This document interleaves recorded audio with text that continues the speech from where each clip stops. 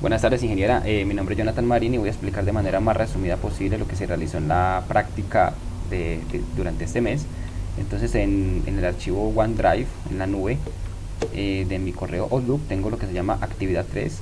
Aquí tengo estos archivos. Estos archivos son por lo menos el análisis de consumo de la materia prima. No lo teníamos. Ese análisis de consumo, como se lo expliqué en la parte del video anterior, nos ayuda a identificar exactamente qué es lo que está consumiendo o qué proveedores están consumiendo la planta para tener una relación directa con los análisis que realiza procesos y contribuir o al menos verificar si realmente estamos cumpliendo las especificaciones que nos piden en los ingresos de la materia prima. Por ejemplo, acá, después de que se actualizan las bases de datos, están conectadas, podríamos decir que el destintado 3 simplemente selecciono estas planillas como tal, le doy a analizar consumo y automáticamente me arroja qué es lo que se consumió y me lo arrojan gráficos, tanto los proveedores que están ingresando como realmente la clasificación del rechazo que tiene. ¿Esto para qué me sirve? Esto me sirve para buscar la forma, o traté de realizar la forma de un análisis estadístico de las variables. Acá lo tengo y desafortunadamente no encontramos una relación directa. Por ejemplo, hice los últimos 3 meses, julio, agosto y septiembre. Tenemos aquí las variables de procesos, que son blancura del depósito, cenizas, macrostiquis y suciedades, que son las que analizamos con los ingresos de las materias primas recicladas. Y vemos, por ejemplo, que en las gráficas de probabilidad ninguno se comporta como una normal. Tenemos aquí la relación, por ejemplo, del control estadístico. Tenemos muchas fases por fuera de las cartas de control, pero aquí tenemos una media de 58 de blancura.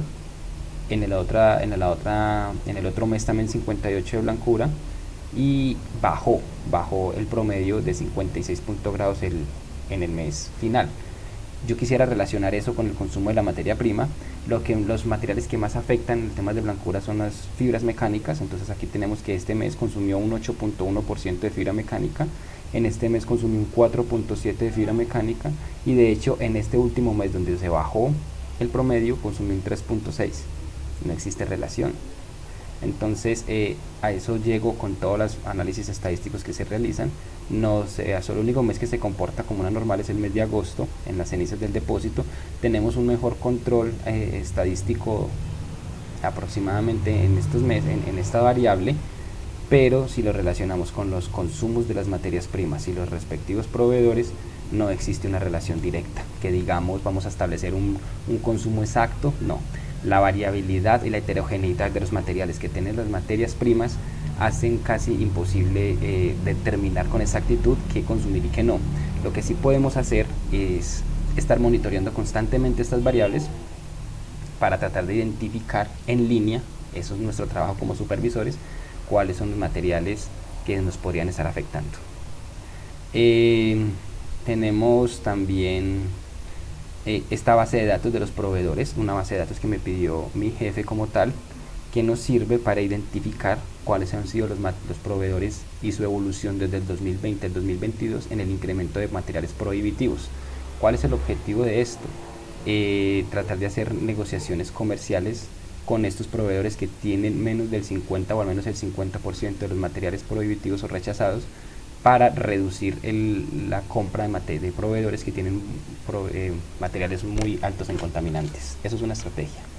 Entonces también la relaciono porque hace parte de nuestro trabajo. También trabajé con los indicadores, cálculo de indicadores de los procesos de calidad. Esto nos ayuda a calcular el yield, ¿cierto? Esta es una base de datos que está conectada a los procesos, a los datos de los procesos que reportan en la planta. Tenemos aquí las diferentes variables: blancura, salidas, depósitos. Lo único que yo hago aquí en este punto es simplemente tomar las variables que necesito de acuerdo al tiempo que quiero ubicarlas o la paso acá, ¿cierto? Primero pues paso esto a manual porque genera gran problema. Entonces deseo analizar, por ejemplo, las blancuras del depósito. Entonces vamos para los cálculos, blancuras del depósito, pego los datos. Quiero analizar también las cenizas del depósito, que son las entradas. Entonces traigo los datos, copio, los pego, ¿cierto? Simplemente en que es aquí, de acuerdo a esta variable cenizas del depósito, cambio es muy automatizada, y aquí tengo la blancura del depósito que dice BD. Simplemente le doy calcular, automáticamente me arroja los datos y histograma. En caso de que se comportase como una normal, pues obviamente tendríamos el área bajo la curva y podríamos decir que las especificaciones por debajo del objetivo están en 74.8% aproximadamente. En este caso no tiene un comportamiento normal, entonces tenemos que ver los defectos que tiene. ¿Cómo analizamos los defectos? Pues de acuerdo a las especificaciones que nos dieron, en este caso en las cenizas del depósito, que es la que estoy viendo, tendría que ser que hayan superado datos, que hayan superado el máximo establecido. Lo mismo podría ser aquí, podríamos ver las blancuras, no tiene un comportamiento normal, entonces no le prestamos atención a los análisis estadísticos desde el punto de vista de las especificaciones mínimas y máximas, pero sí podemos identificar que tiene 8 defectos. ¿Qué significan 8 defectos? De acuerdo a las especificaciones podemos ver que o hay datos por debajo del mínimo o hay datos por encima del máximo. En este caso estamos hablando del depósito, no tenemos datos por debajo del mínimo. Los defectos son por debajo del mínimo, pero no por el máximo. Entonces simplemente yo le doy guardar, me guarda los datos acá, ¿cierto? Y le doy calcular G. Automáticamente me puede arrojar el dato, y aquí podría decir que este mes, por ejemplo, digamos que fuera septiembre, y constantemente estoy monitoreando mes a mes cómo fue el comportamiento con respecto al el rendimiento del proceso. Eso es uno de los archivos que tenemos allá para estar analizando constantemente nuestro proceso de materias primas. También desarrollamos, obviamente, los riesgos ocupacionales. Primero tenemos el análisis de la afectación de las plantas de los destintados. Aquí tenemos un diagrama de Chicago. En el diagrama de Chicago hicimos la relación de la afectación de los OE de las plantas de los destintados. Diagramas de causa y efecto, como lo muestran. Hicimos el diagrama de Pareto y llegamos a la conclusión, gracias al diagrama de dispersión, que en la medida que se compren más materiales duros va a haber mayor consumo de materiales duros, y esto va a tener una relación aproximada del 50% en los tiempos perdidos. Los demás relación directa puede ser desgaste de equipos, dado también al consumo de materias primas rechazadas. Entonces este informe se hizo. También se hizo el informe de los riesgos ocupacionales, algo supremamente importante para poder solicitar equipos que nos favorezcan el trabajo. Entonces, por ejemplo, aquí hicimos un análisis de riesgo ocupacional, primero de la ergonomía, el método Young Strike Index y el método OWASP. El método Young Strike Index es los esfuerzos con la mano, de estar de movimientos repetitivos constantemente extrayendo materiales, y el método OWASP de las posturas. Utilizamos el programa Ergoniza. Estas son las fotos de las formas como trabajan los muchachos extrayendo los materiales, y aquí podemos identificar que definitivamente tenemos un nivel 3 en un 61% de las posturas y un nivel 4 en un 30% con un alto riesgo ergonómico. Y en el Job Strength Index, o índice de tensión y esfuerzo, estamos por encima del nivel 6, lo que significa de que realmente las extremidades superiores también pueden sufrir grandes daños.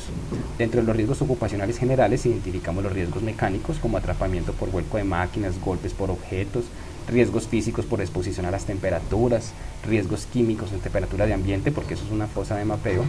Ellos trabajan prácticamente solo con esta carpa, pero las temperaturas del ambiente los conectan directamente.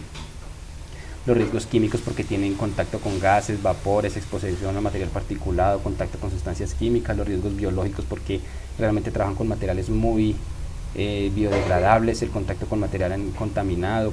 Esos son los riesgos realmente ocupacionales, y nos dan una gran justificación de la instalación de equipos necesarios para garantizar la seguridad de las personas. Tenemos acá también los riesgos, el análisis de los riesgos de la planta, por ejemplo.